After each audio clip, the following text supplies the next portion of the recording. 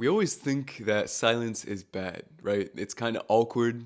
There's some kind of tension behind it all the time. That's where we make the biggest mistake, especially in speaking skills, with filler words. Tell me if you can see the difference between these two phrases I'm about to say. Ever since I was a kid, I've always enjoyed making videos. Even if it was stupid little Minecraft videos, it always had meaning behind it. And now compare that with ever since I was like a kid, I've always enjoyed making like videos, even if it was like Minecraft videos. Do you see how insufferable that one sounds? Shut up. What you need to do is make those filler words parasites to your ears. I'll put up on the screen the most common ones so you can figure out which are your biggest concerns. But most commonly it's gonna be shit like what we need to do is make our ears so sensitive to hearing them that you notice every single time you say it, your friend says it, your dog says it. That happened for me. It was a public speaking teacher of mine. He wrote down every single filler word on the board, and as we were talking, we noticed every single time we said it. And from that day on, I notice every single time I say it. It becomes a parasite to your ears. And here's your good news for you. You just achieved that right now. Because by watching this video, you're implementing all this somewhere. Some part of your brain is subconsciously going to remember this.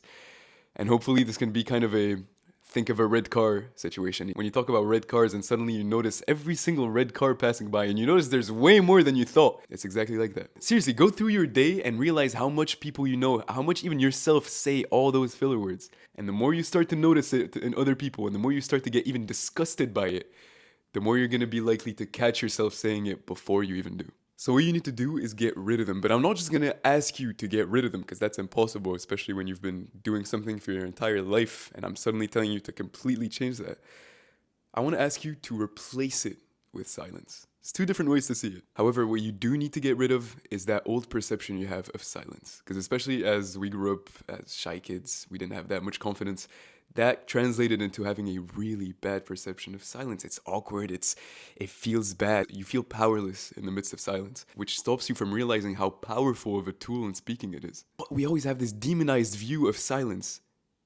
But when you use it in conversation and presenting and telling stories and explaining something to either an online audience like I'm doing right now or to a real life audience, it does two main things. One, it adds time for you to think, like I just did right now. It adds time for you to think, to not say stupid shit. Because letting your mouth run faster than your brain is just gonna make you say stupid shit you don't even mean, or it's just gonna make you stutter and say So take that 1 to 2 extra seconds to think. And as a bonus, what you will say after that small silence will have even more of a punch to it. That silence adds poignancy. It adds suspense. See it as a suspense. When you're telling a story and you're getting to the height of it, for example, I noticed this guy behind me at night. He was really picking up the pace. I heard him. I heard his steps getting closer and closer and closer, and I felt a hand on my shoulder.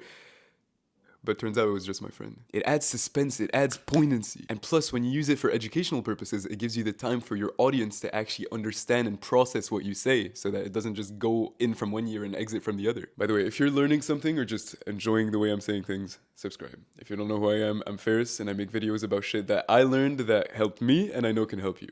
So subscribe. And something I really struggled with in terms of silence is how long it feels. That 1 to 2 seconds of silence feels so long internally. But what I've come to realize is that when I've recorded myself or asked for feedback from my friends, that silence is not at all as long as what it feels like. It has that desired effect of adding weight to what you say and giving you time to think without it being awkward. It is not as awkward as we think. So here's your actionable step for today. I want you to use silence in your favor. Tame it. The very next time you get any sort of opportunity that has to do with speaking, whether it's you telling a story to your friends, presenting something in front of class, recording a YouTube video, I want you to forcibly add extra seconds of silence just to make it hard for yourself.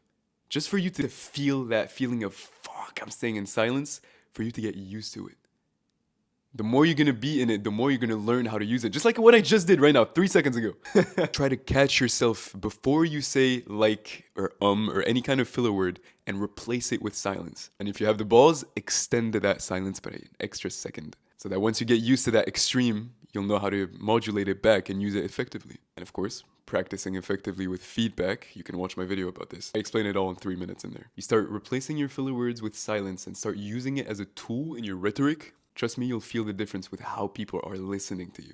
If you want my personal help one-on-one with your speaking skill, you can go in the description right now and book a call with me. It's going to be a little sales call for us to see if we're a right fit for each other in my coaching. Because learning to speak in a way where people actually want to listen to you is an indispensable skill. I grew up always being so self-conscious about just not being interesting to people. People pretending to listen to me, but they didn't really care. And with everything I learned throughout the years, I got people now telling me that I should be on TV, doing radio shows, and getting comments like this. I appreciate that, by the way. It's a skill that's useful in every single aspect of life. It brings you influence, it brings you status, it brings you money. You need to learn to speak in a way that moves people and gets them to actually want to listen to you.